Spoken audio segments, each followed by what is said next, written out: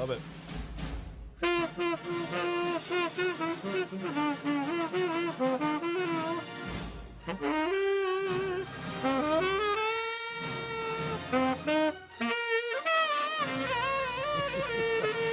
Struggling. Oh, that is not our normal intro for the JP Peterson Show. It's so much better. That was absolutely fantastic. Welcome into the Cowboys Bucs preview show. We'll also be talking a lot about the NFL Week 1 here as well. These are the new confines. As you can see, we are live in Dallas, brought to you by our good friends at the Jeeves Law Group. Thank you so much for bringing us out here to Dallas. We've got a cast of thousands here today. The DSP Media folks are here. This is where we're hunkered down here in Dallas, and we've got a group of guys here that know more about the Cowboys than should legally be allowed. Right here, Colby Sapp right here from DSP Media. Welcome, Colby. Thank you for joining us this morning. I appreciate the time to actually be here, unless can't wait to get into something that I absolutely hope happens, which is Cowboys actually looking good. That's me. That's me. I wouldn't count on that too much. I appreciate your positive vibe. I really do. Let's start with optimism. Brady Tinker's another Cowboys insider for a very, very long time, covering the Cowboys DFW sports beat as well. Brady, thanks so much for joining us here today. Pleasure to be here. This is a huge matchup. Great game last year. 2-point game last year. Yeah. It was fun to watch. This one's going to be fun to watch too. It's going to be different. I think it will be. These a little two bit teams different. are a Very lot different. These Yeah. two, to be honest with you, as I sit here, I imagine both these two teams are not as good as they were last year as they sit here at this point. I would. I think there's a case to be made for that, but we'll talk about the Bucs roster and the Cowboys roster. Tim Ham is pushing all the buttons back there. Another Cowboys insider. Both you guys were on with us this week and did a great job. So it's good to be here in your all's backyard. This is fun. Good to have you here. Welcome to Memphis, JP. Welcome to Dallas, JP. We're going to get into that. We're going to get into that story a little bit later on. I am not in Memphis. I am in Dallas, believe it or not. You're the one that have to believe it, though, right? Yeah, well, Walking my feet 10 feet off a Beale, absolutely. Walking in Memphis. It's a great story, folks. So we'll keep that for the end. We'll tease that for the end. Yeah. All right, so let's get into it here, guys. First things first, I'm coming down the elevator at what is considered, I guess, the team family spot where we're staying at the near the Star. And I start talking with a very nice fella, and he's C.D. Lamb's, I think either C.D. Lamb's dad or his older brother. I couldn't, but he wouldn't tell me exactly, but he was connected. He said, yeah, I was sitting and talking with Chris Godwin's dad last night, and I guess Zeke's dad as well. So all the dads or whoever were all talking at the hotel, and I said, I don't think Chris is going to play today. He says, oh, yeah, Godwin's going to play today. But he's going to be on a pitch count. So I think where the Bucs are going with this is they want to get him dressed up. He's looked fantastic in practice, has done no contact whatsoever, except, for the jostling around that you get in training camp. But he's, since a month ago, since I've been watching him in practice, he's cutting hard on the knee. There's no limitations whatsoever in terms of his movement. He looks fast. He looks quick. He looks great. They're just, I think, going to take it a little bit slow here. So I think that's that. If there's one big question from the Buccaneers, that's it. And I think we'll see him. But I don't think he's going to be an integral part of the game plan. From a Dallas perspective, what's interesting is what really is up with Dak. Knowing this team and knowing Dak a little bit and knowing the Cowboys, when Britt Brown is attached to Dak Prescott, walking back and forth in the middle of the field, something's effing up. Tell everybody in Tampa who Britt Brown is. Yeah, Britt Brown is the number 2 trainer in charge. Britt Brown is the guy that most of these guys will credit making them well, getting them back in a hurry, diagnosing what their issues are. They trust Britt Brown implicitly. So there's some story about he had cleats on, new Nike cleats on that didn't quite suit him, and so he tweaked him a little bit. Now they're saying, it's just a mild little ankle. Remember when it was a mild little calf? Right. Yeah. Remember when it was a mild shoulder last year? And every time he said the same thing, I'm fine. And remember, Bucs fans may not have paid as close attention later in the season, but you guys, later in the season, Dak was not early in the season Dak, right? After that calf injury. No question about it. Right. Confidence-wise, mobility-wise, Dak moving around or running for 10 yards here and there or being aggressive in and out of the pocket was not the same guy. His gait looked junky. Yeah. I mean, that's how you. Is that a could tell. technical term, Colby? His gait was junky. I mean, I know what you're talking about. That's for damn sure. It's probably better than a medical term. right. Well, Yeah. I'm king of description, but I'm not king of doctors' actual His gait lingo. was junky. I love that. But the other thing too I'll drink to was that. the injury certainly slowed him down, and you could see it cost him some confidence. But the Cowboys rushed for 200 yards in I think 5 of the first 7 games. They were an offensive juggernaut. They were not to be stopped. And if you want to make Dak happy, run the damn football and give him 3- and 5-step drops that include play action pass with people backing up, people coming forward. And it was perfect. It was perfect for 7 games. And then there was an injury, and then the running game slowed down, and then the offensive line wasn't as good, and then Zeke's just taken way too many hits and too many carries, and then Pollard can't get on the field enough, and all of a sudden they still led the league in scoring, but they weren't the same team. Well, I mean, if you're looking for that running game to actually do something well this game, you're missing Tyron. And what is it? Is Peterson coming out? Is he going to be your star? I mean, it was announced he's the starter, but how much training camp? None of it he had, and he's just going to walk in and just be there. How much stamina does he have? I haven't heard that. They named him as the starter for the season, and now if that's still sticking, So he's been activated. Are you sure? no, Okay, I'm not sure. okay. Now that I'm looking at your face, I'm not sure of anything right now. Well, Tyler Smith is starting at left tackle. Yes. This is obviously a rookie. Yes. That's a huge issue. I think the Buccaneers, A rookie that went to Tulsa, Yeah. by the way. Yeah. Not the one that played in the SEC. Yeah. And a rookie that went to Tulsa that led the world in penalties. By the way, joining a that's team not an issue for the Cowboys. who led is it? the league Penalties in at all? No, we like penalties. We're fine with penalties. And the other thing is, he was basically trying out to be the starting left guard. And a week before Tyron got hurt, he wasn't even going to be the starting left guard. Now he's the starting left tackle. And by the way, your team's in town. Yeah. And this is the thing about the Bucs. When you look at their defenses, we'll kind of dig into this matchup right now because I think it's the key matchup of the game. Yeah. That's the actually both offensive lines I think are obviously the weak points for both teams, and that's what's going to be exploited. Now the Buccaneers got faster, bigger, better, and this is what I think. When you say are the Bucs a better team, I think quite frankly, it's a toss-up. I think their defense is better. I think their offensive line is worse.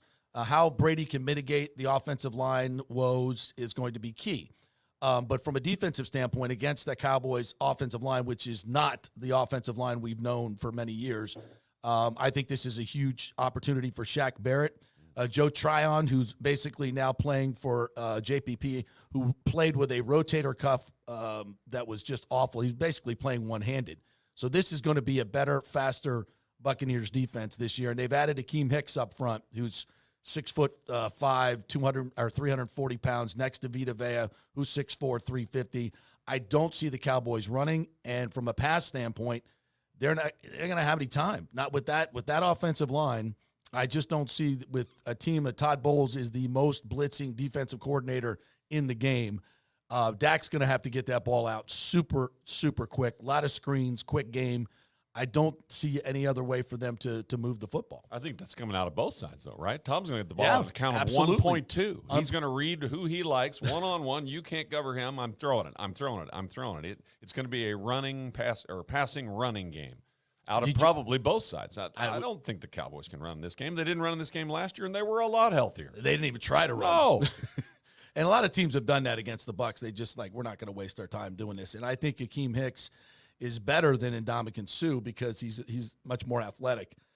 Their top draft pick, who came to the top of the second round, Logan Hall, he is, he's supposed to be a much more athletic player, 6'6", 290. So he's going to get some time as well.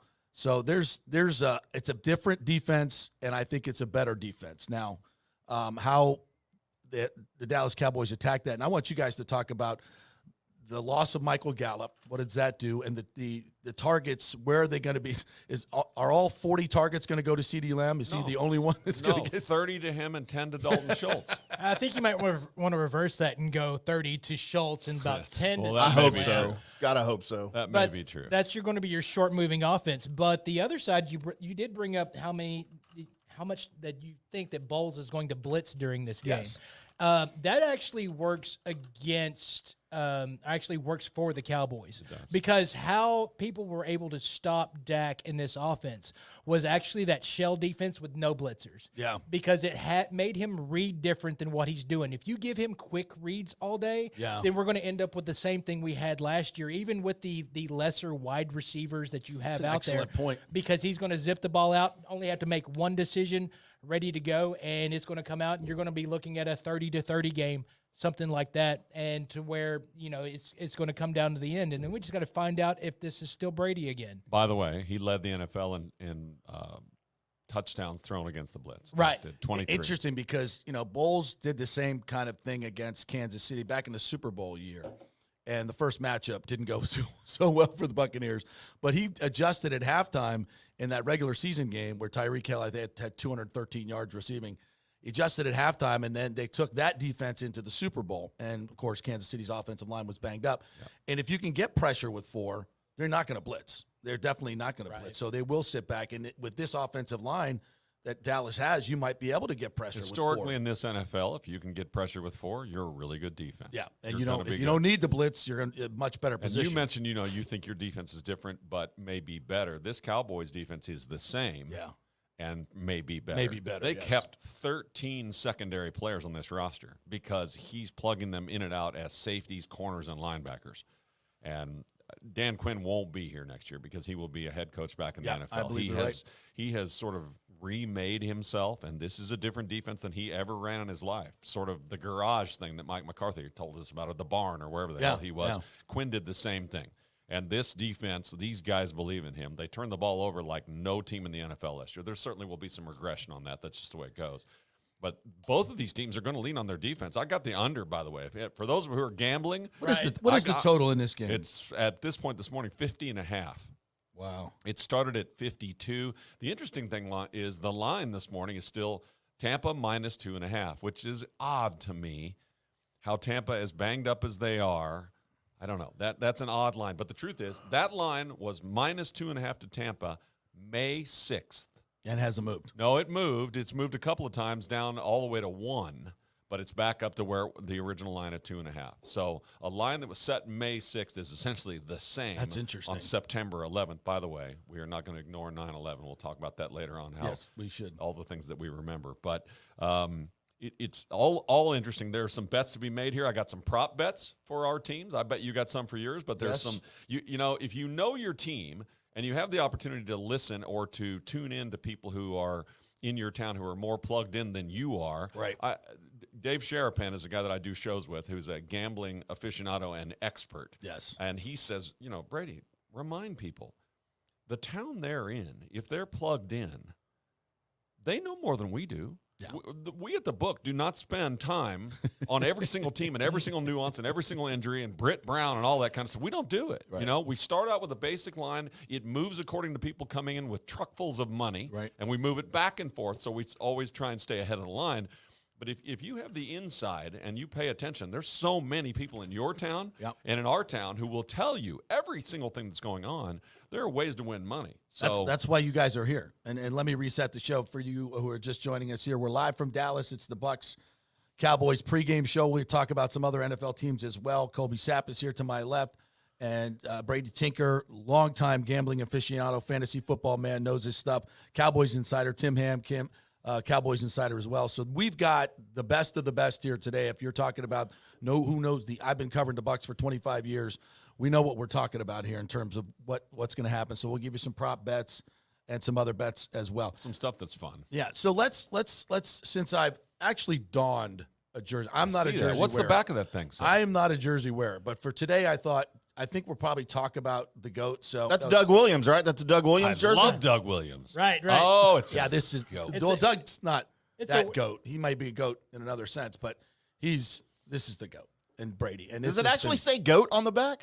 I missed that part. Now talk me through this for people who want to MF you. And talk please me do. through I love this over this whole Tom Brady thing, because there are people in New England saying he's not yours, he's ours. This isn't proper. Ooh. I grew up and we have a saying on my show and in Tampa Bay: Boston is our bitch, for many reasons. We could go through it, but one of the main reasons is we stole your guy. We That's took them, exactly and right. we stole both your guys. I Actually. grew up. We told I grew up in Kansas and City. we won a Super Bowl. So it's. I grew up in Kansas You're City, a and Joe bitch. Montana gave us 2 3/4 of a season. Marcus Allen came about the same time, and everyone's like, "That's not where they're supposed to be." I'm like, "I understand, They're here. but they're here now. They're here now. And it's damn fun to watch." That's and right. so we've adopted them. And listen, it's a laundry league because there's no. Exactly. You know. So for most of my audience has heard this for weeks and weeks. I'll catch up your guys' audiences since everybody's asked me forever, what's going on with Tom and Giselle, what's going on Yeah, with tell Brady. us. So I've got the best information of all because my daughter's one of her best friends lives a couple doors down from their original home, and Davis Island is like the compound in Tampa where Tom lives now, and he had to move house because Jeter's old house got sold, blah blah blah. So we got all the inside scoop. I mean, when you're talking about the ladies wearing the Lululemon at the local coffee shop on Davis Island, what better information do you need, guys? None. I mean, None. this That's is it. it. This is where it comes. That's I it. mean, and we are plugged in. I don't know if I'm listening to the JP Peterson show or E Entertainment Weekly right now. This is great. This is hey, listen when it's on the front page of those trash magazines at the supermarket. I mean, this is where we're going. This is what we do. News is news. So Play the hits. we're going to try to be as proper as we possibly can in what we know. We don't want to get into the dirty business, the stuff I told you guys off the air. We're not going to get into that. We're not damn, gonna- that stuff is good. You know why? Because my ass could get sued and yours too at this point. So we're not Yeah. going to get into that. Suffice to say that, those 11 days were spent trying to get his family life in order. There's a lot of stuff going on there. As he said, there's a lot of shit happening in my life at this particular point. So yes, is it family marriage related? Absolutely it is. And we've, many of us here at this table have gone through a lot of the same things. Tom Brady is not immune to that. And when you got kids, it gets really, really messy. So we wish him the best and we hope he pulls it all together. And, the fact that he has come back to play this year is the issue. And I think originally they wanted him, Giselle wanted him to play in Miami, which is what this is my opinion, what that retirement was all about, trying to finagle a way to get down to Miami. That's where they're building a house so they could get their life started. Kids could get into school and all those things. And I think the Bucs either got wind of that or figured it out like a lot of us did. And That would be a hard secret to keep. yeah, and that's where, when you heard Bruce Arians say at the Combine when he was still the head coach, you want Tom Brady, it's going to take 5 first-round picks. That was a direct reference. That was a direct reference to the Dolphins and to Tom Brady's camp and everybody else that we're leaving the door open for you. We're not moving on because they kicked the tires on Russell Wilson. They kicked the tires on Deshaun Watson. They kicked the tires on some other quarterbacks. And they came back to say, you know what? Let's just roll the dice. We know he wants to play. He's still at the top of his game. He's a competitor. We think he wants to play in Miami, but that ain't going to happen. And so 3 days before free agency, Brady, figured out it wasn't going to go his way to Miami. So he said, I'm coming back. They put the band back together, got Ryan Jensen signed up, Fournette, everybody else. Let's roll. That to me is what this whole thing has been about. Now, to finish it off, where's Brady at right now? Where's his head at right now? I think that's 11 days where mind, body, and soul. This is what I'm going to get my head clear, get my family situation straightened out so I can come back and play football and dedicate myself the way I always have.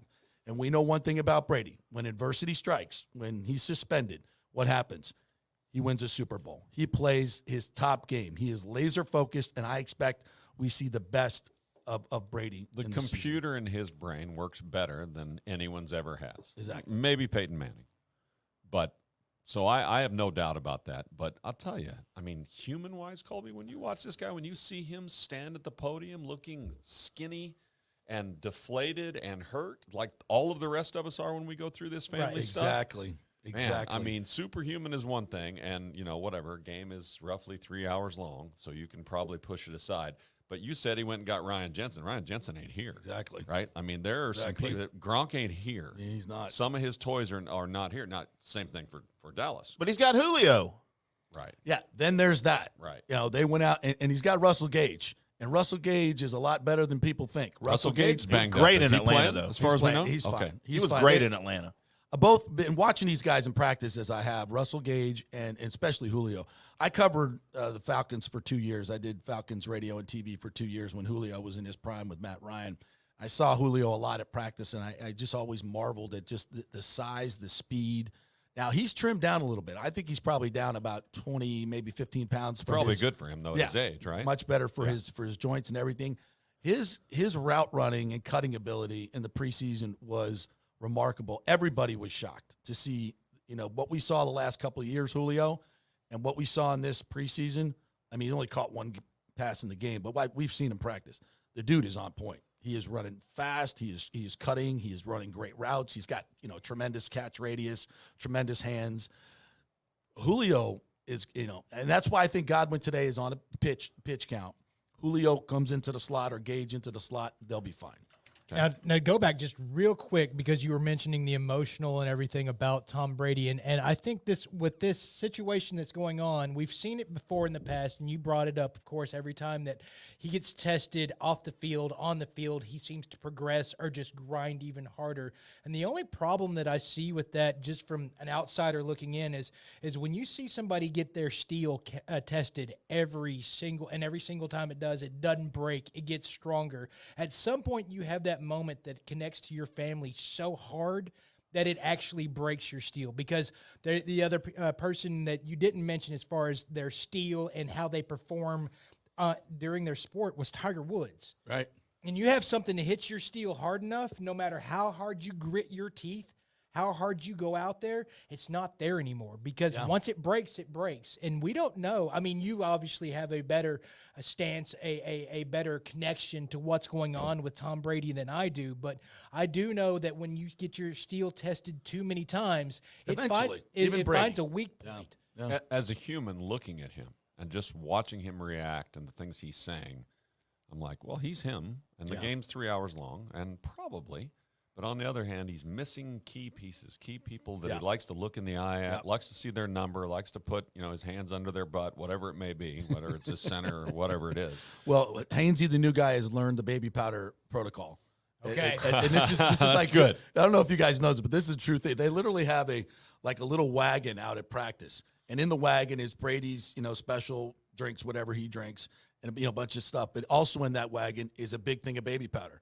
And Hainsey has to go over there, pull his pants down in the middle of practice, not all the way down, and shake that baby powder in there every so often. That's what it's because Brady says, I can't have a sweaty ass back there. So he's got that protocol down. Wow. I How do we get one of those guys? Tom is a solid mani-pedi guy, too. There's Right. no way he's not. Can we get a guy like that for our studio during our shows, just to come and put baby powder down the back of our pants? Who on doesn't camera? like that sensation? I mean, let's just be honest. Can she be cute? Yeah, we just all got to protect our hands from the taint rain, right? Because that's what Brady's trying. Oh, I see. I knew the show would go Stay there. away from the cinnamon ring. Kobe's brought up the taint rain. Taint rain. See that? I knew it would happen at some point. But But you this were game- making a much more valuable point than I put it in. It's okay. Every Butt it time in. I make a really valid point, it gets peed on anyway. So Brady's used to that. That's just not good radio. Let me just go ahead and explain. My point in every single show I've ever been is just to sit back and just throw wrenches Throw into taint rain whatever's in. going on. Yeah, Thank you for that. Do what you're best at. That's right. I got to stay in my lane. So last year's game, Dak Prescott threw 17 passes to Amari Cooper. And completed 13 for 139 yards and 2 touchdowns. He was fabulous. He threw 15 passes to C.D. Lamb, who oddly enough only caught 7 of them. Interesting. Which is reflective in That's the fact not that odd.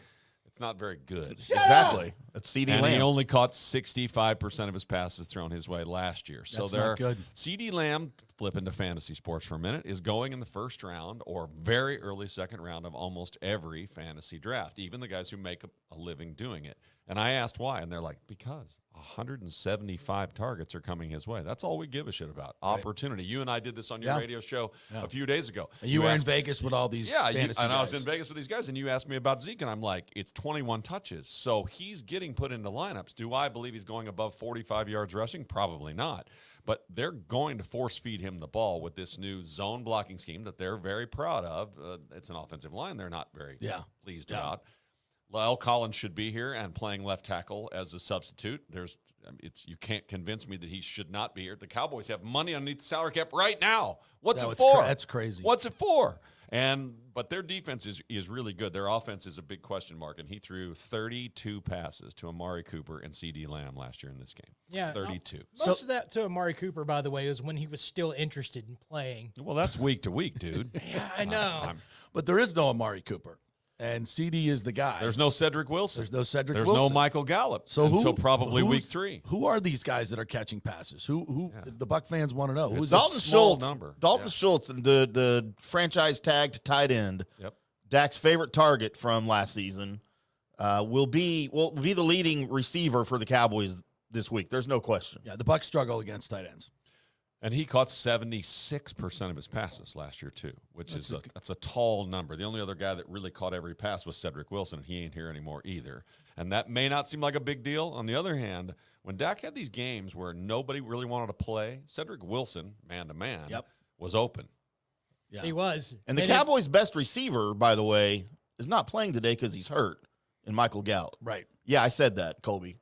Better than CeeDee Lamb right now in his career. Tell him, Colby. What? No, Gallup's got 2 routes that he runs. And he does them perfectly. It looks great, but yeah, you're over the middle guy. That's CeeDee Lamb. It's not Michael Gallup. Michael Gallup. I'm not talking about positions. I'm just talking about he's the best receiver on the roster, yeah, and he's for not those playing 2 today. throws, he's Alvin Harper again. I'll be Hall of Famer. surprised, and this will come back to a prop bet, but I'll be surprised if Tony Pollard doesn't have 7 balls thrown his way today. I think both running backs will be in the game together a lot. Pollard will run out and get in the slot, and they will try and work things from that direction. Well, how do you By the way, I'll bury a single lead for you. Tony Pollard prop bet today, 2.5 catches on Tony Pollard.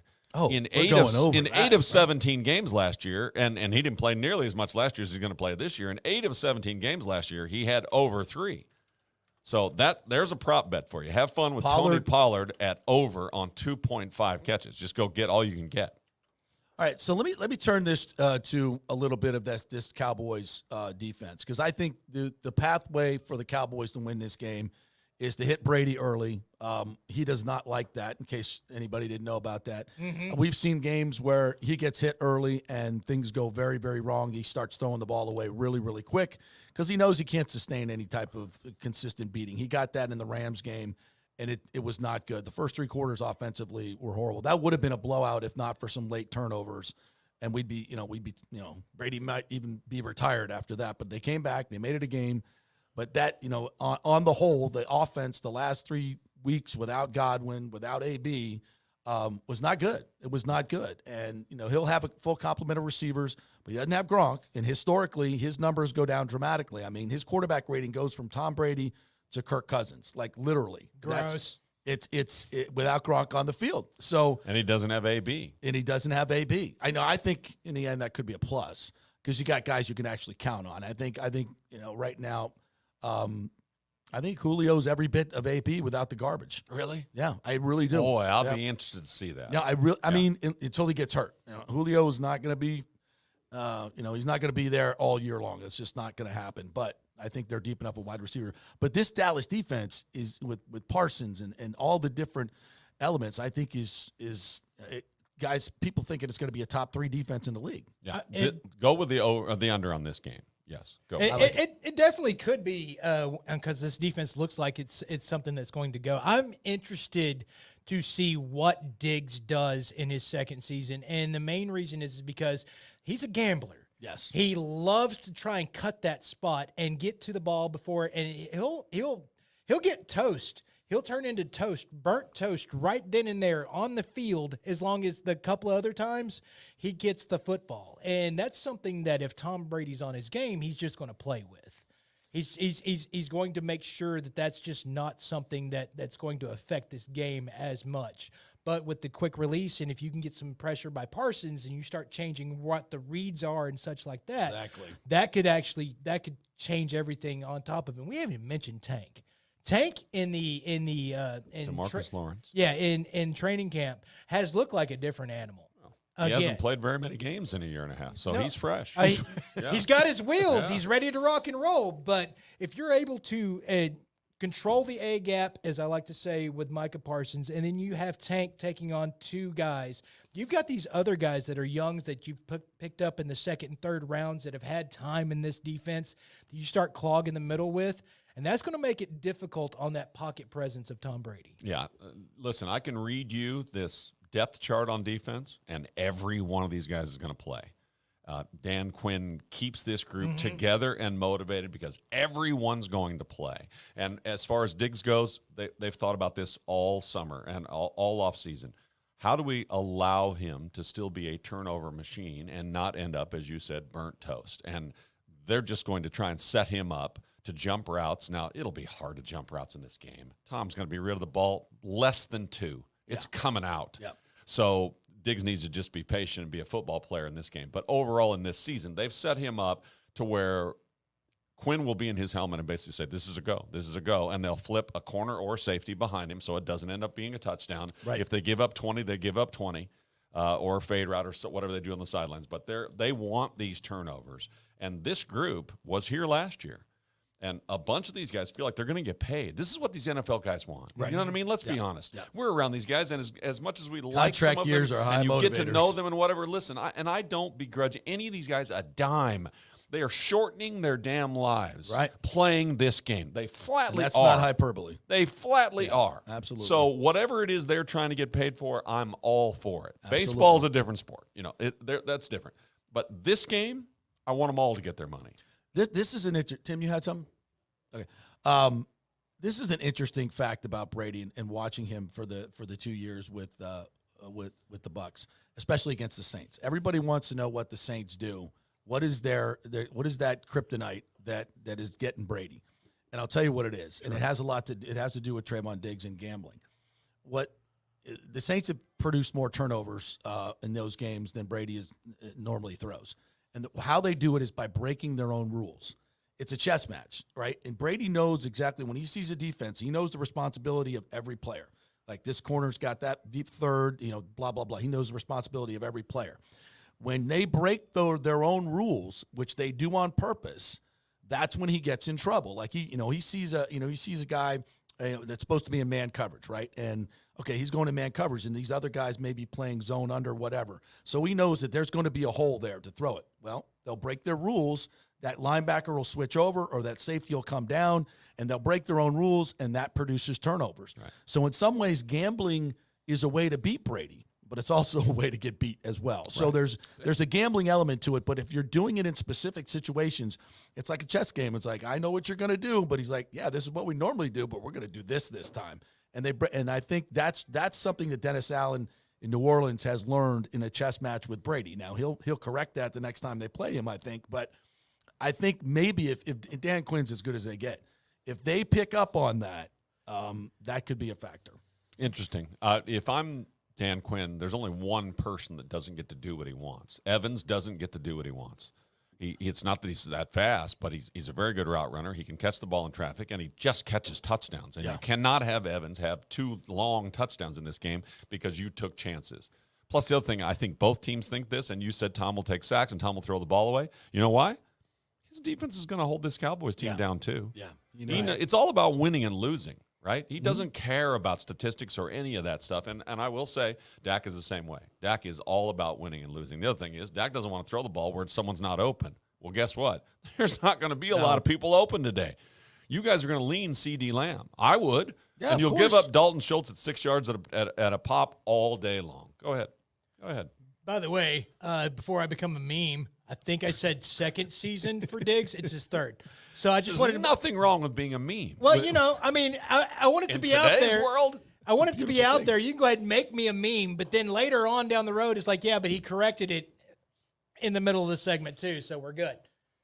Well, I think we've gone through a lot of the different matchups in this. Any other ones you guys want to bring up that you think are really pertinent? I got another prop bet for you. All right, give me CD Lamb's over and under on catches in this game is 5.5. Okay. As much as Tampa will swing that way, they're going to put him in motion and line him up all over the field. So you're not always going to get your best corner on him. So CD on over 5.5. He had 14 targets last year in this game. He's going to get at least that many. I like that one. What's the over-under on Zeke for rushing yards?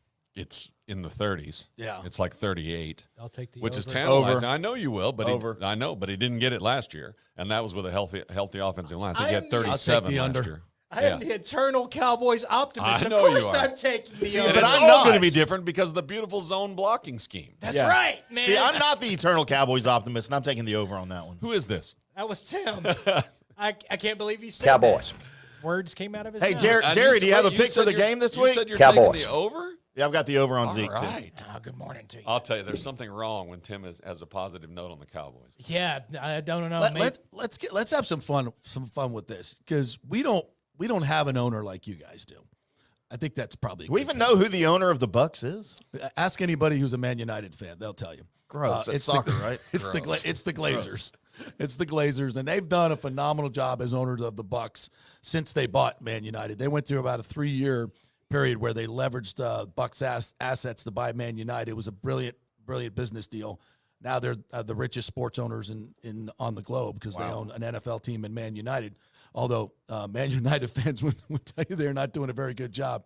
But as far as the Bucs, they've given them every resource in the past 15 years to be great, and they opened the checkbook for Brady, and not for Brady as much as the coaching staff. I mean, I think they have the biggest coaching staff and the most diverse, they will tell you, in all of football, and they have done everything. And but they're never around. I mean, they're around, but they don't talk, which is great. I don't think owners should talk. I think they should just spend money.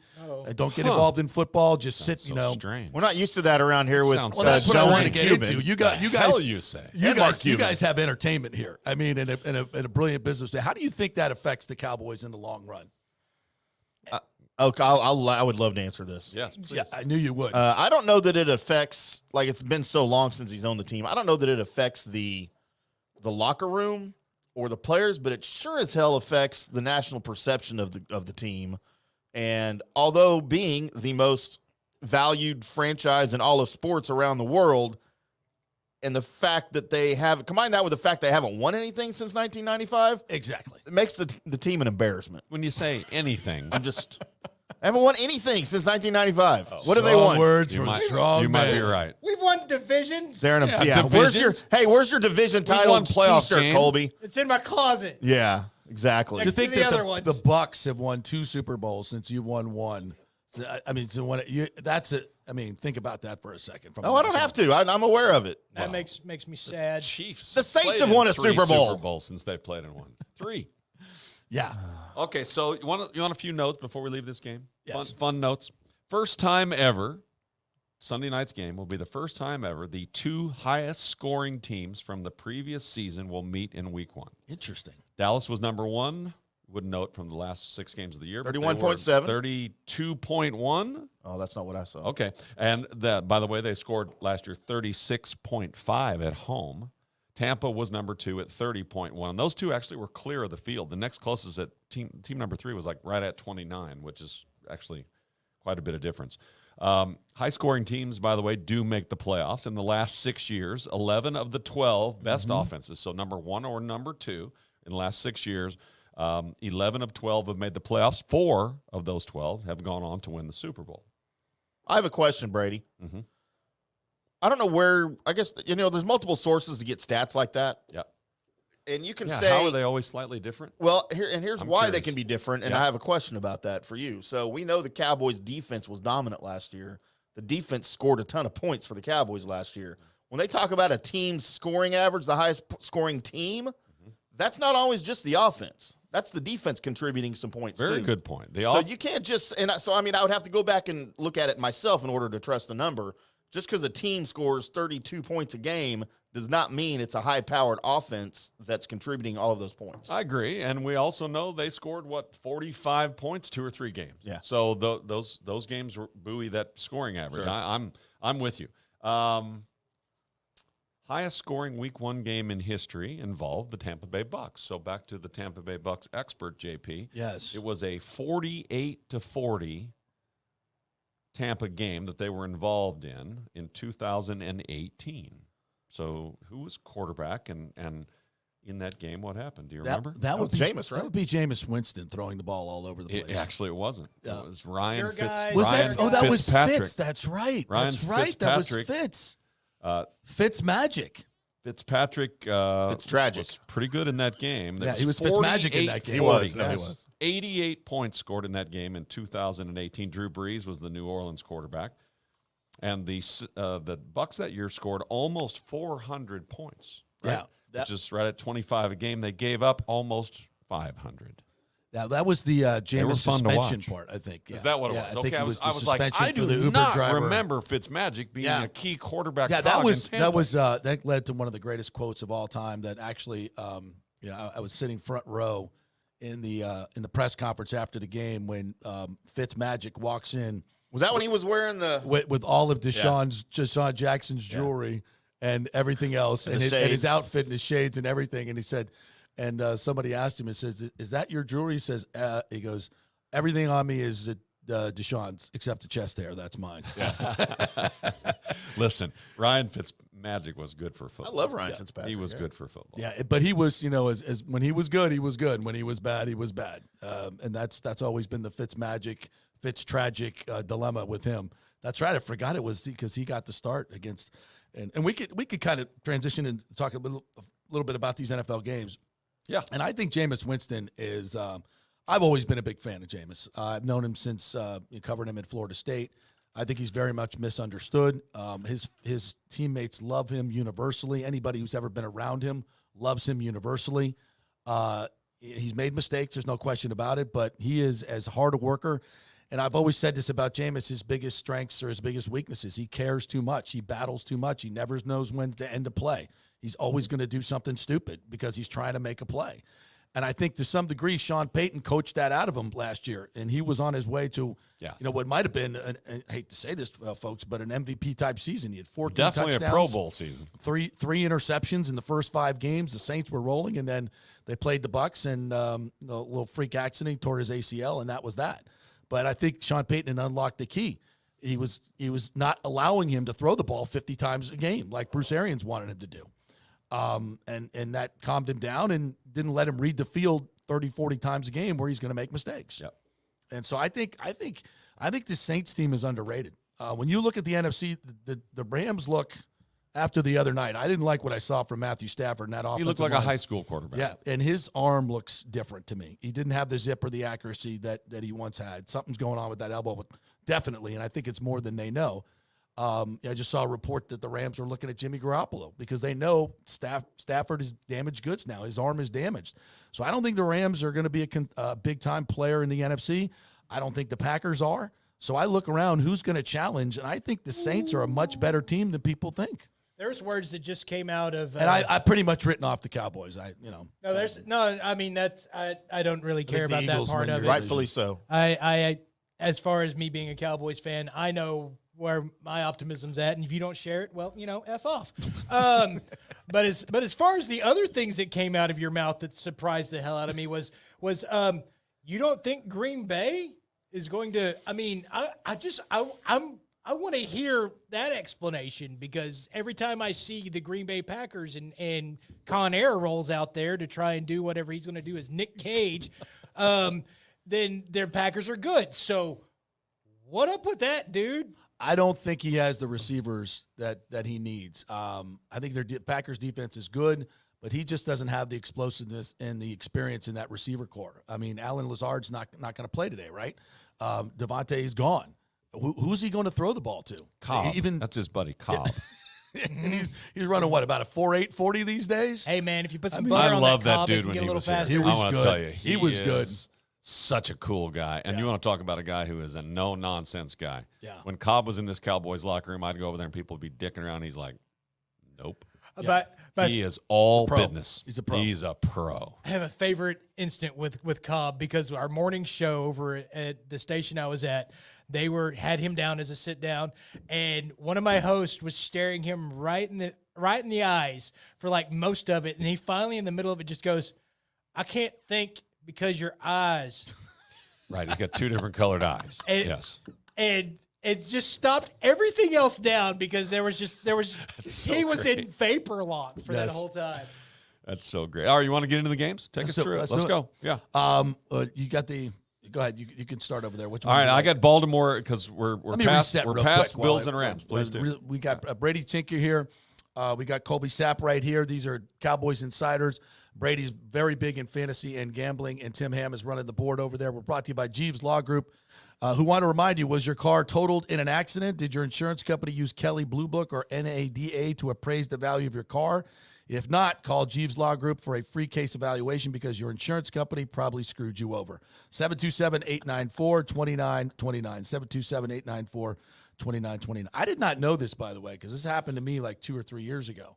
And I didn't even know I had legal recourse. You can sue your insurance company, not only to get the money back that they screwed you on over, but also replacement costs and everything else. So call Jeeves Law Group. This is one of their honey spots. 727-894-2929. If your car's been totaled or heavy damage, they probably didn't give you what you deserve. So call them. Jeeves? Spell Jeeves, Jeeves, Jeeves. lawgroup.com. All right. Yes. They will. In fact, they've just opened a Dallas office. So you can call them here in Dallas as well. Yeah, great law. I was at a restaurant the other night. This is a true story. I won't name the restaurant, but I was at a restaurant the other night. We had our dogs, and the restaurant has an indoor area and an outdoor area. Were they lazy dogs? And no, they weren't. Okay. And they divide the area oftentimes because of the heat and or the wind or whatever with these very big partitions that come down, up and down out of the ceiling, right?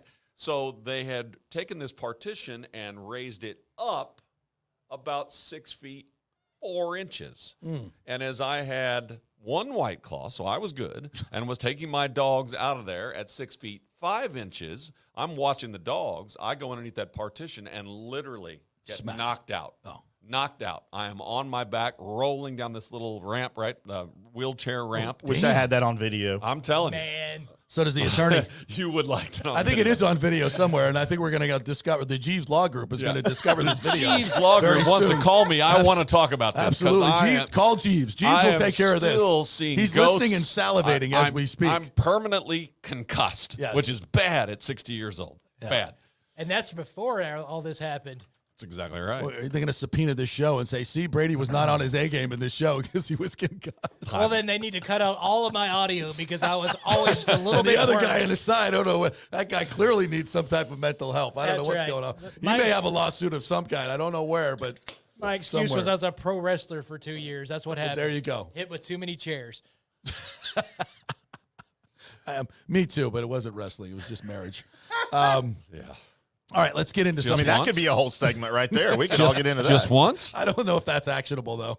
I'd like to sue somebody for that. Absolutely. Baltimore at the New York Jets, guys. Baltimore went 8-9 last year. Their quarterback was hurt a good portion of the season. The Jets are just a team that, I guess because they're New York-based, you explained this to me, that people are always excited about. Now, there is a lot of young talent, right? They've got a young quarterback. They drafted a young wide receiver. You know, there's a lot to be excited about in New York. They're over and under on wins, I think, is 5. That seems optimistic. Yeah, and then and by the way, as of yesterday, 80% of the money is on the over for the Jets. So Baltimore at the Jets, their quarterback reportedly, we see today, turned down $290 million. Right. But it wasn't guaranteed. No, what was the guaranteed number, Cole? Did you see it? It wasn't fully guaranteed. I think that's now the new mantra is the quarterbacks want every single dollar. Yeah, because guaranteed. Deshaun is definitely someone you want to give guaranteed money to. Well, you know, I mean, That's the rub, if you don't mind me Haslam saying effed up so. the whole league. The rub. That's the I think rub. Jimmy Haslam's going to be received at the next owners meeting. $230 guaranteed. What the F were you thinking? Now we got to guarantee everything. What have you done? Tinker, I like the way you massaged in that joke. It's usually your job. Right, you know. Very nice. What's the line on this game? 7. The Jets are getting 7, which is a pretty magic number. The world is still betting the Ravens. If that thing goes over 7 today, but before they kick off, then money will jump back to the Jets. But right now it's 7. And I just got a feeling this Baltimore team is motivated. I got a feeling that quarterback is motivated. Yes. Now, the one thing they They're don't have is healthy they got again. 2 guys named Floyd who are running backs again because none of their running backs are ready.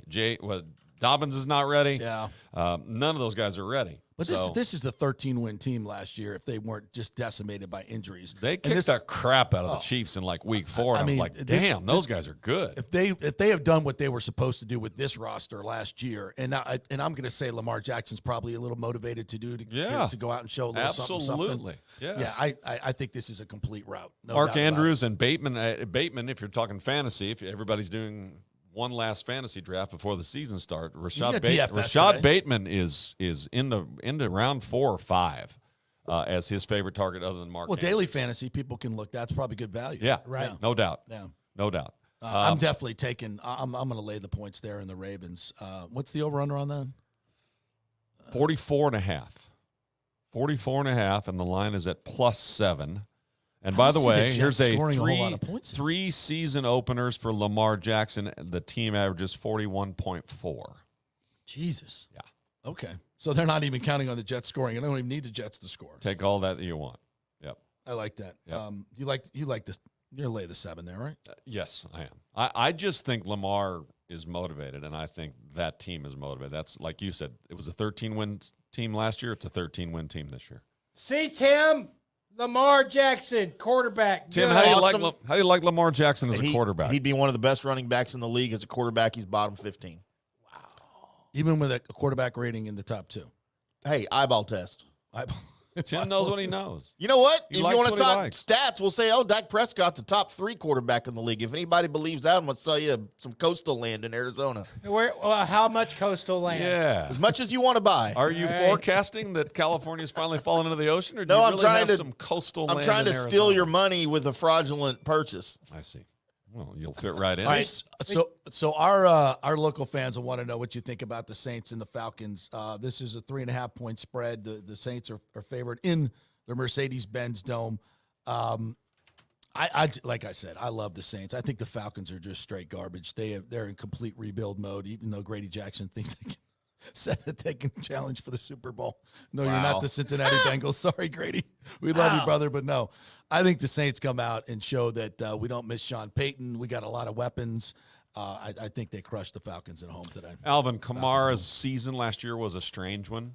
He didn't have nearly as many pass catches as they're used to. They used him a lot more between the tackles. I think they're flipping that this year. And they'll go back to the 2 tandem running back. But Kamara's going to catch 80 passes again this year. And I'm with you. Jameis Winston's going to crap the bed 2 or 3 times. He just is. But I still think they're an 11 or 12 win team. Yeah. I really do. The Falcons are only interesting to me because of Kyle Pitts and Drake London. Yeah. Who is? What do you think about Drake? Drake London's going to play today. Well, we haven't seen him a lot, but I mean, when the draft happened and the preseason began, I thought Drake London was the most talented wide receiver that had been drafted, other than maybe Jamison Williams, the Detroit wide receiver, who's out at least the first 4 games. But Drake London's a beast, and But who's Kyle throwing Pitts them the is a ball? beast. That's the thing. Well, Who's throwing them the ball? Marcus Mariota, Holmes. You don't Come like that? on. He looked great in the preseason. Yeah, we're just gonna Get you some. So did Steve Walsh Pallure. back in 1989. Steve Pallure in 1992. We that got, was we got a 86. lot of all-stars in the preseason that Yeah. Yeah, I don't put any stock in the preseason. They're going to run that at all. option into the ground. Interestingly, the Saints, they feel like are going to shut Atlanta down. That over and under is 42.5. What'd you say the line was this morning? 3.5. 3.5. All right, so that line is the money it moved? finally swung Falcons' way because that line was as high as 6. I had it at 5.5 in front of me right here. Right. Yeah, that's I see some Vegas Insider. They have it from I guess. Oh, there's some pretty good variance. Good God, yeah. Yeah. It opened at That happens. 3.5, Yeah. and now FanDuel has it or the FanDuel Sportsbook at 5.5. Vegas Insider consensus is at minus 5.5 now. Okay. So it opened at 3.5 and now at minus 5.5. Sorry, I read that wrong. I I'm still pounding the Saints. That all that movement worries me a little bit, and I'll say Yeah. I'll just take the under because I think the Saints are going to keep the Falcons from scoring. Yeah, and divisional games are weird too. Yeah, they're always a little weird. But it's in this particular case, you've got with Sean Payton not there. I think there's a lot of question marks about the Saints, but they still have the same offensive coordinator that the Carmichael, who they've had for 15 years under Sean Payton. So I don't. It's a really good defense too, and Chris Yes. Olave, the rookie from Ohio State, Yeah. right? Yes. Has been good, and I think is good. Michael Thomas is back. Who knows? And by the way, have you seen Jameis's fro lately? No, is that? It's haven't. outstanding. It is outstanding. It's I mean, fantastic. So it's a high to pick. Yeah. Oh, easy. I got a Easy. prop bet for Yeah. you in this game if you wanted to. As I looked yesterday, Alvin Kamara passing yards or receiving yards is 30.5. Get you some of that. You're gonna go over. Oh, he'll have close to 100. Yeah, Jameis loves him. Yeah. Loves him. I mean, he's learned to check it down to the backs. He's finally learned that's probably when I got Alvin Kamara, it's not a bad option. Well, just motion him out of the backfield and have him run any of 2 or 3 little option routes. Jason Witten's Y option, only faster. Right. And he's open every time. Every time. And you can't I tackle mean, him. He's so hard to tackle. absolutely. That first guy never. He's so Marcus never Allen, gets only it. faster, right? Never Those gets it. swivel hips, you just can't do anything but grab a foot. Here's That's the a- best you can do. Here's an interesting one. Steelers at Bengals. The Bengals were in the Super Bowl last year, and nobody's talking about them. I don't get that. What's going on with that? They've beefed up their offensive line. They stole Alex Kappa from us. They signed a left tackle. Leo Collins. Yeah, I mean, why are the Bengals not being talked about? I think 'Cause people they're the thought Bengals. they were lucky, and that's a good point, Tim. No, but they're talented. They're well, talented. I mean, they had 5 or 6 key free agents that were on 1-year deals that have come and gone. So, can you replace those guys again? Can that GM be that good? And well, they're they're seven. certainly a good team. Line started at 6 against the Steelers. This is in Cincinnati today. I believe there's going to be rain for this as well. -7 for the Bengals over the Steelers. I think the Steelers are going to be better than people think. Trubisky is, I want to see him. I want to see him in this set, in this offense, but he's got some talent. And these type of games are always close. There's another kid wide receiver. Pickens looks like a man. Yeah. Yeah, that's and where were you going on that one? For 7? Yeah. It's hard to not look at the Steelers in a divisional game. I'll with take 7 those points if I'm the Steelers. The Steelers will hand that big old badass the ball 30 times and try and grind this thing out, and 3 and out, and let's play defense will not bother them at all. I just so much hatred that goes on between these. As far as from the Bengals to the Steelers, there's not much Steelers to the Bengals hatred. Right. But this is the stamp. This is your coming out game again to try and, because Burrow has heard all this noise. He's heard all of it, not talking about the Bengals being one of those Super Bowl odds winners and such like that. He's heard it. And I think this is the one he steps in and just puts a stamp on it. So if it was 7, I'm still going Bengals. If it's 14, I may still be going Bengals. I think this is a blowout. The other interesting thing is, how does Cincinnati respond as a team, as an organization, to success, to surprising success? One of the hardest things in the NFL. They were getting beat in the AFC Championship game handily when Andy Reid totally screwed up and let Pat Mahomes do something that mine effed him in the entire second half, and all of a sudden Cincinnati's in the Super Bowl. Not to say that they weren't good, right? But Cincinnati wasn't going to the Super Bowl. So, and you've been in these locker rooms like I have. Man, locker rooms are very. It's a balance. Yeah, it's a balance as to, does the offense like the defense? Do players like each other? Do they respect each other? Is everyone getting paid enough? Is everyone happy? Culture. Culture. Culture. And then now, did they come into this locker rooms and went to Super Bowl last year, Holmes? We're going again this year. And do they have that kind of leadership on the field and in the organization that does propel them back to that? Because it ain't easy. I think your quarterback has all that under control. You want to talk about somebody that's just Joe Cool? That dude is awesome. Their quarterback and their kicker. He's super special. Yeah, right. Two guys who can't miss. Burrow is special. Yeah. He's one of those cats. Agree. I think we're going to be talking about Burrow the way we talk about, maybe a Ben Roethlisberger or somebody down the line. Multiple Super Bowls. I think he's that good. I don't know if Ben Roethlisberger's the quarterback he wants to be compared to. I'm just talking about like on the field. Get him, Tim. Couple of Super Bowls. Not. All right, having I'll his take way that. with young ladies in bathrooms. I'll take that. I didn't really mean to do that, but I'm sorry about that. Plus sorry, Joe. Sorry, Joe. I didn't mean to go there. Yeah, Burrow's probably cool enough that then nobody ever reports any of that action. Joe, he's that cool. Yeah. So cool. You don't want to arrest me, man. He's got Mickey Mantle smoking a cigar. Yeah. Man, you don't want to come with me, girl. No, Jake, I'm just smoking a cigar. Look, I got extra girls here. You're welcome to come. How about New England at Miami? I was just going to hit that guy. This is a fascinating guy. I saw the Dolphins up close for a couple of joint practices, and I have not been a Tua fan. Right. Not been a Tua fan at all. I mean, until I watched Tua throw the ball like Drew Brees in this practice, and he's got targets, and it's not just Tyreek Hill. I think Waddle's going to have a phenomenal Waddle's really season. good. Waddle's really good. He's fast. He catches a ball, and Tua loves him. They run routes. They literally dissected the Bucs defense, of which I think is a very good defense.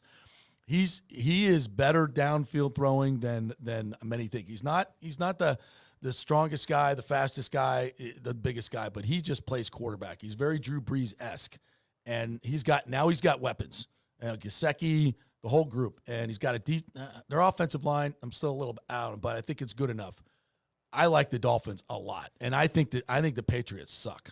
Who he reminded me of, talking about that training camp you were when I actually got to see film of that, I was like, did Chad Pennington come back? That's kind of because I mean the ball didn't have everything, but it was getting there. Yeah, and right on target and right on time. Exactly. I mean, I saw him throw a dig route to Waddle, where Waddle was still moving up the field, and he threw that. He let that ball go, and Waddle made his cut and turned his head around. That ball almost hit him between the eyes. Breeze never threw the ball very hard. No. Montana never threw the ball very hard. No.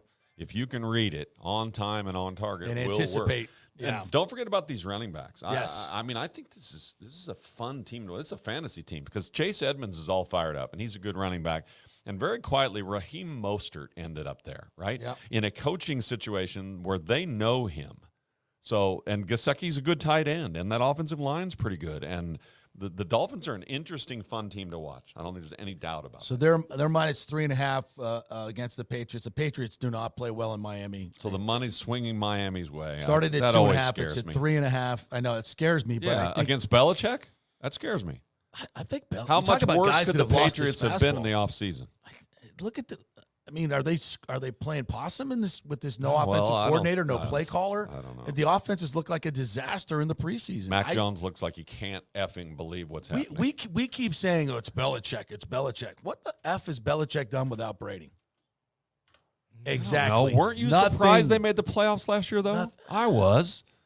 Again, I sort of thought that was a Belichick season, winning 10 or 11, whatever they won last year, and making the playoffs. I'm like, that team made the playoffs? Yeah, but look what They happened to played them one in game where the wild quarterback card threw round. 4 passes.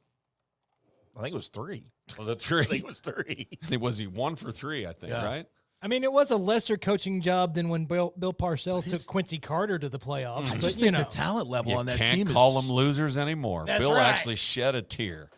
I love the I Dolphins in love this. Bill. I love the Dolphins in this spot. Given So you'll give the 3.5? I'll Okay. give the At 3.5 home? at home. It's going Well, to be 90 degrees, 92 Dolphins degrees. won both games last year. Yeah, and they even with Brady, they struggled in Miami, and now you got a guy that's never called offensive plays before, in an offense that looks completely out of sync, a second-year quarterback who looks out of sync. I love the Dolphins in this spot. San Francisco at Chicago.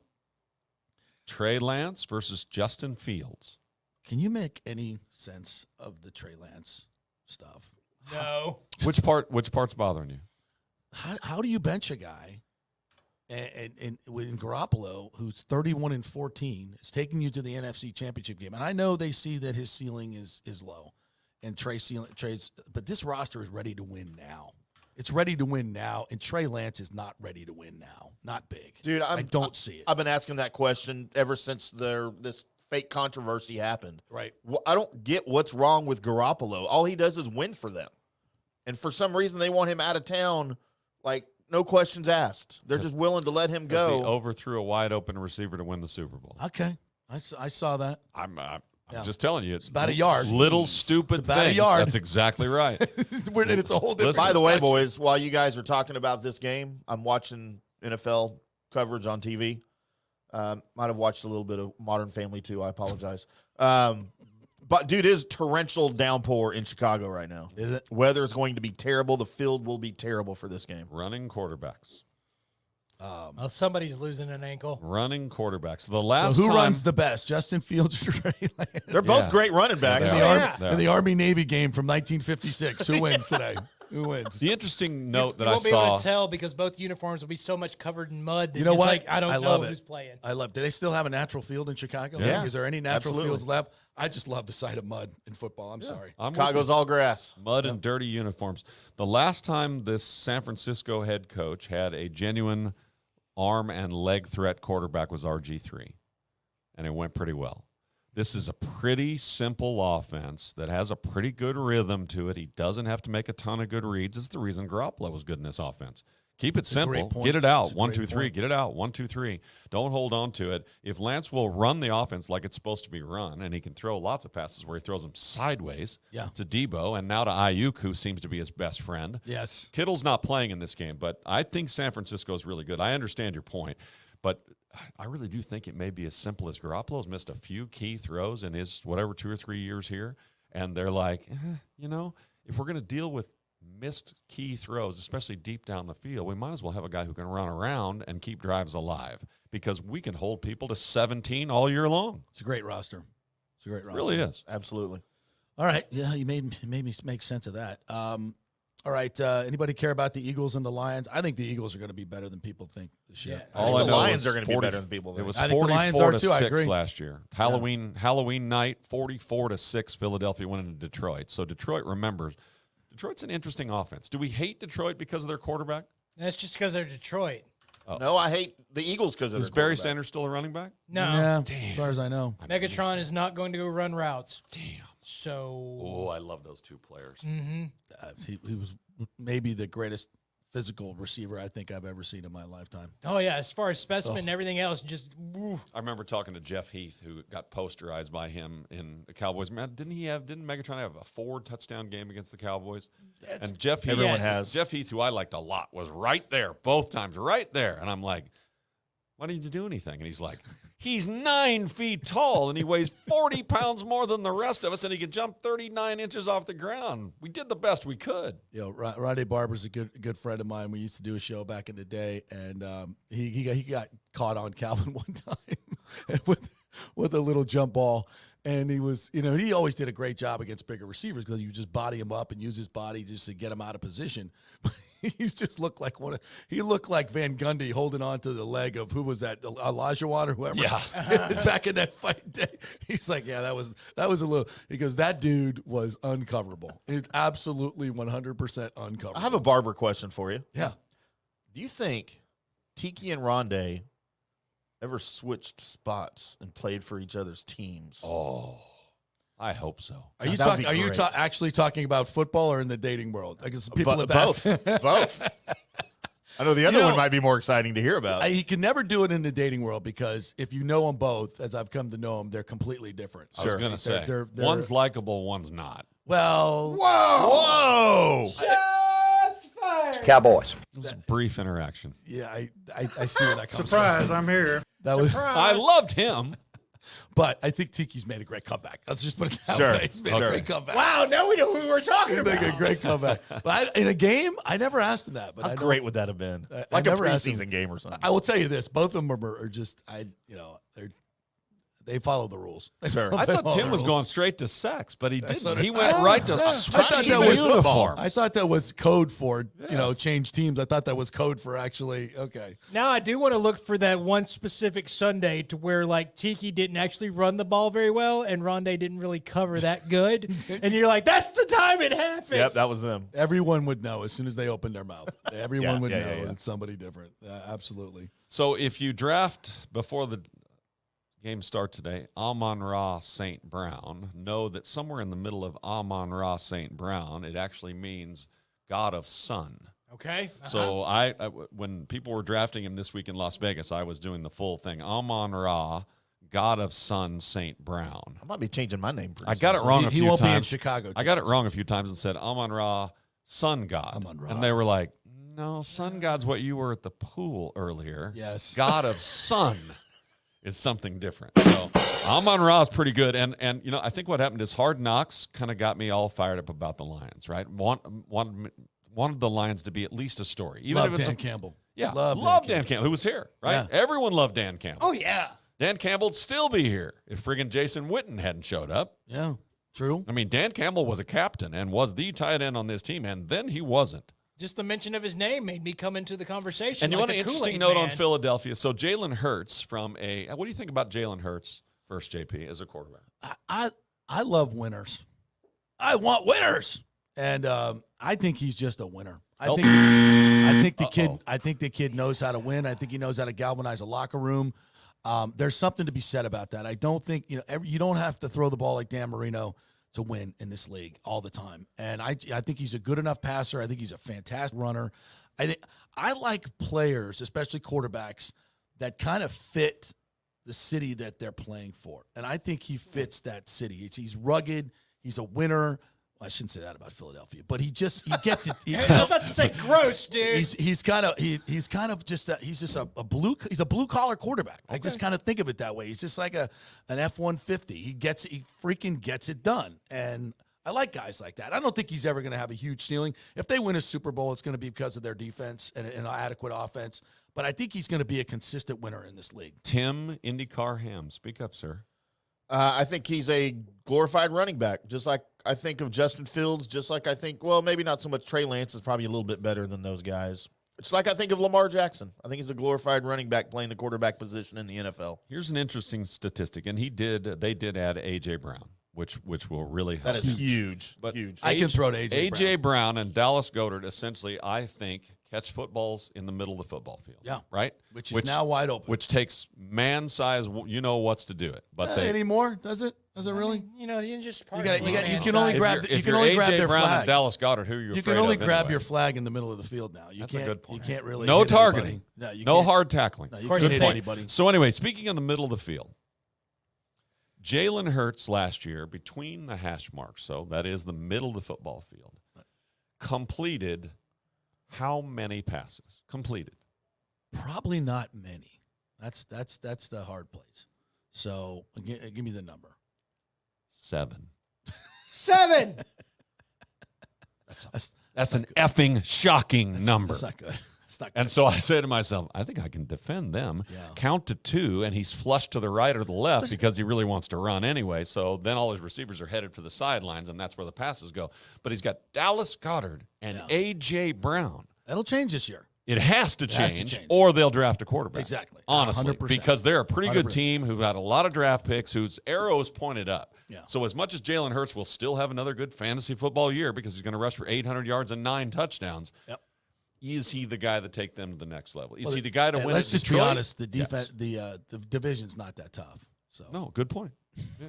They could Ooh, win by I default. thought that would get a bigger No. reaction. Here No, in it's Dallas. Oh, no, we know. That was we know. okay. We know all about the We're division. aware. I thought that would. We're aware. How about at least Colby would give me a tainted rain or something. I don't know. Tainted something. Tank rain. Tainted. Rain date. Yeah. Chiefs and Cardinals. Take me there. Chiefs and Cardinals opened at 2.5. It's now 6.5 to the Chiefs because evidently their quarterback Kyler Murray's playing video games every day, Yep. all the time. Hey, man. How about when he showed up There are to some- call the plays? He showed up with his gamer headset on. There are some interesting notes in this game. This is crazy. I loved Kyler Murray coming out, just his skill set, but it's become awful apparent that this guy is not a professional quarterback. You can't survive in this league without being a professional, and he's a little pouting bitch. Let's just say what it is. Ooh. I was a huge fan of his. I'm not anymore. Right there with you. I don't think, unless he cleans it up. I mean, the kid has an opportunity to be one of the greats in this league. I really believe that his skill set is fantastic. And the league has come to him. This is not the drop back quarterback league of 10, You're right. 15 years ago. I literally Well said said, this the league has come to him. 5 to 7 years ago. That league is changing. And, these college offenses that everybody puts their nose up at, we're not training any more drop back quarterbacks. We're not doing it anymore. So how are they going to matriculate to the NFL? Eventually we're going to see Lamar Jacksons and these players take over this league, and that's what we're seeing. And Brady is a relic. Let's just be honest about it.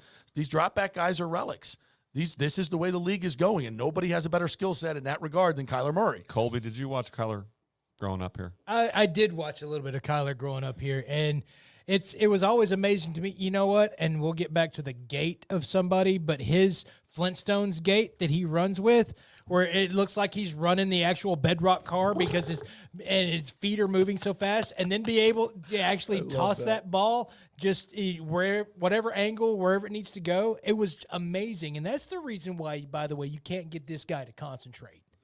Because he was always so much better than That's everybody absolutely else. right. And we've all You seen never it. had to try before. Being in sports forever, we've all seen it, and we've seen it up close. The guy who wins no matter what. Yeah. No matter what. Somebody carry my damn bags. We're going to go somewhere and beat the crap out of somebody else. Kyler's won everywhere. And, that season of theirs was going off the rails last season, the second half of the season. And Kyler came to AT&T Stadium here and played perfect. Yeah, because he was motivated and focused. Friends and family. Yeah, absolutely. In a place he's never lost. I think he's 4-0 in college, and now he's 3-0 in the pros.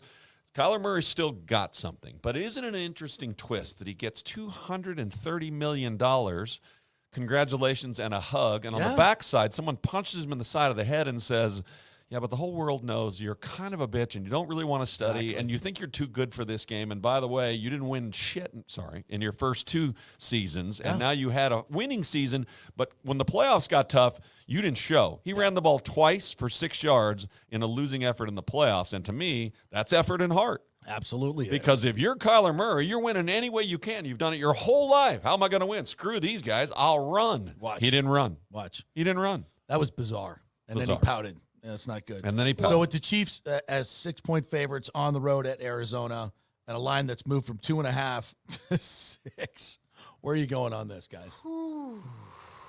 I like the Chiefs. I think the Chiefs are tired of hearing about everybody else. I think their offense is going to be more balanced without Tyreek there. I think their defense is better. I like the Chiefs in this spot.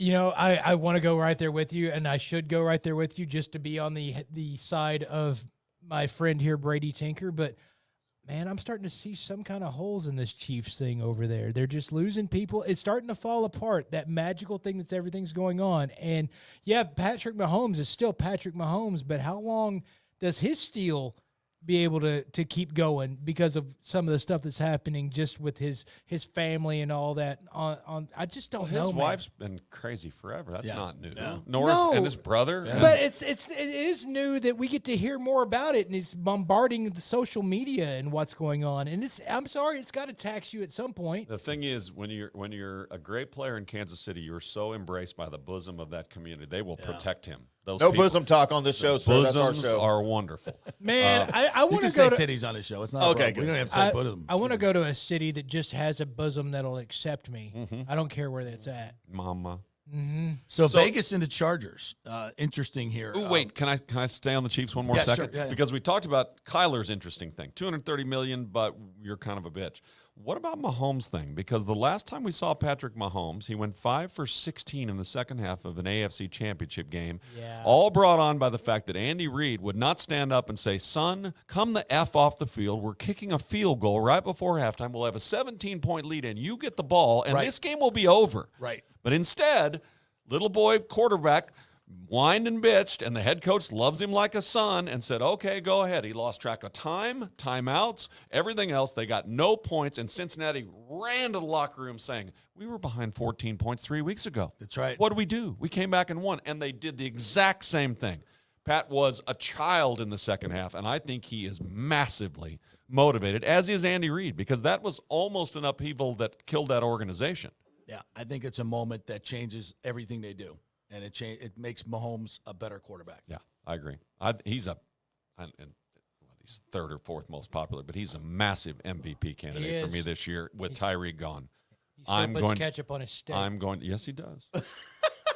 Bothers sorry. me. He I puts can't- ketchup on everything. Dude. Yeah, no, I can't go there. You got a steak in front of you, and somebody's like, "Hand me the ketchup," and you were around here in Texas doing it. It irritates the damn s out of me. Sorry. All right, we All got to right, bring now this. go. We got to bring this airplane into the port here, and I will have and rightly so tell the Memphis story here that we got to pay off. So let's get through these last few games real quickly here. Okay.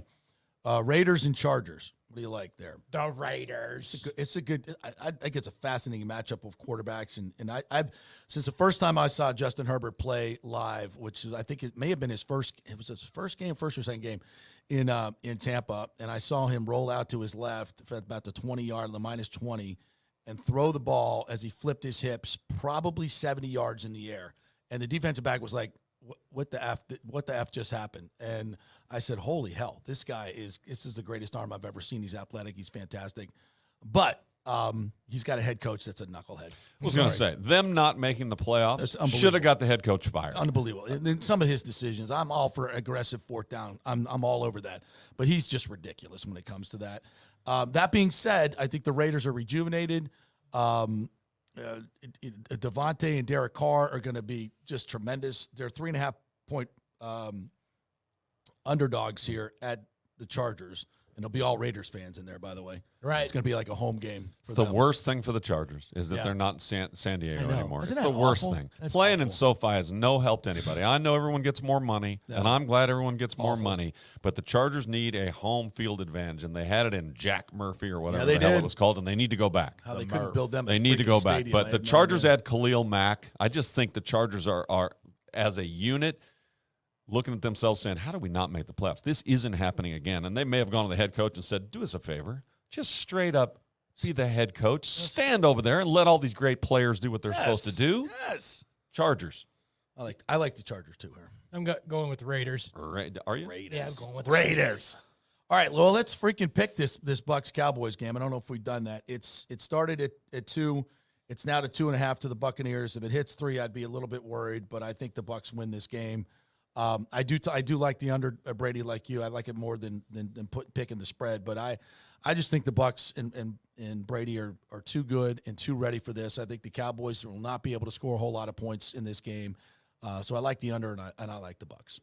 Cool. Yeah, of course. I'm Cowboys optimist. Where am I going with this? It's give me the Cowboys and give me the under. I do like the under, and I can't decide who I think is going to win this game. I don't know how the Cowboys are going to run the ball. Their passing game, I don't know if even Dak is healthy.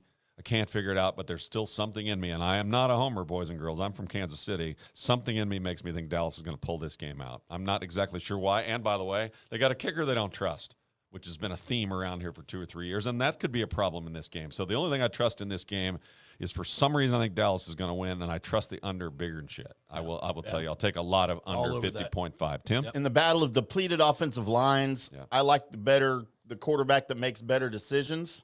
That would not be Dakota Rain Prescott. You just hate Dak. So I've got Tampa Bay, I hate you. and I've got the under. I don't think it'll be a So low smart, scoring Tim. game. So smart. But I'm talking like a 20-14, 20-13 That's game. a pretty something low like that. scoring game in this NFL. Yeah. I think Tim should spin the wheel. Well, you're already doing it.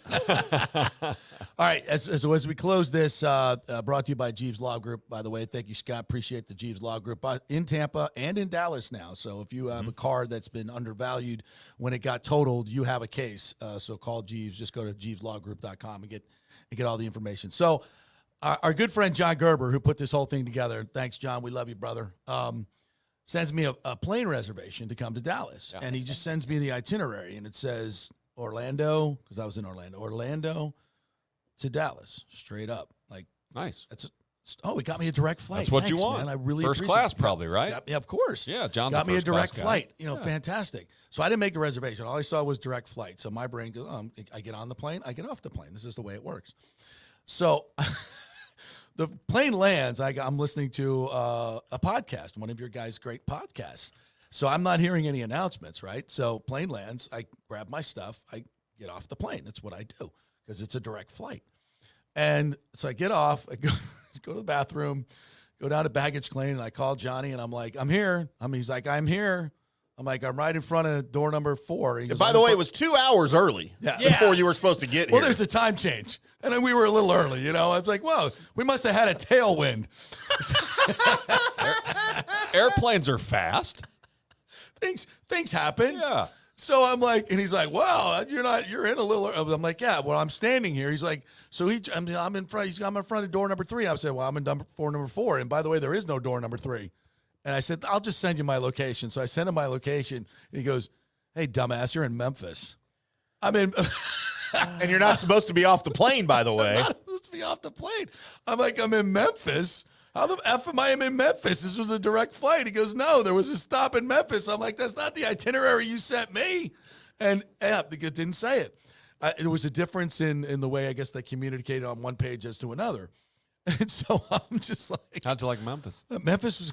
It is nice. It's not. It's very smelly. Nice. It's like New Orleans. Very bad. Especially the airport. It's awful. It's nothing like Dallas Love Field, by the way. As I came to things like, because the last time I was at Love, it was the old airport. Yeah. And so the new one, so as I got off, this is an old airport, whatever. So now I'm like, I'm in Memphis. So I got to get back on the plane.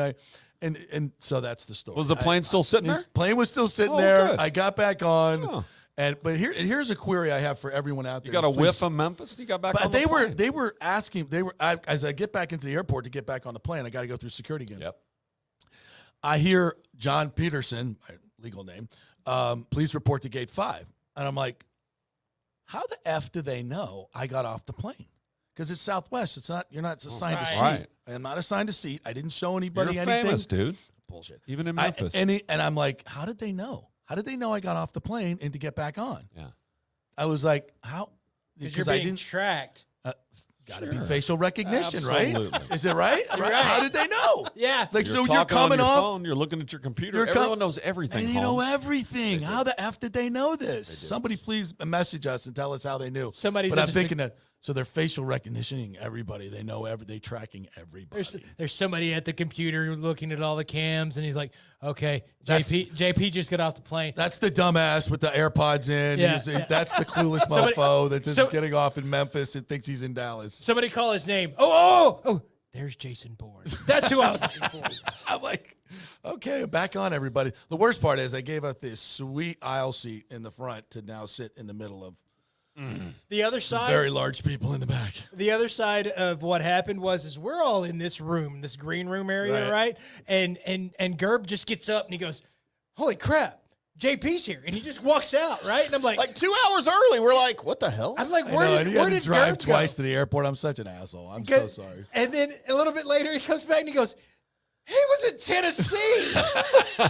So I get here, and there's a big sign on the whiteboard. Hey, JP, welcome to Memphis.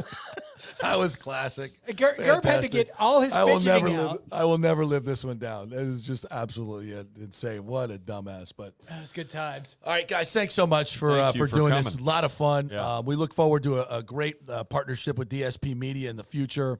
It's going to be fantastic. You guys are so good at what you do.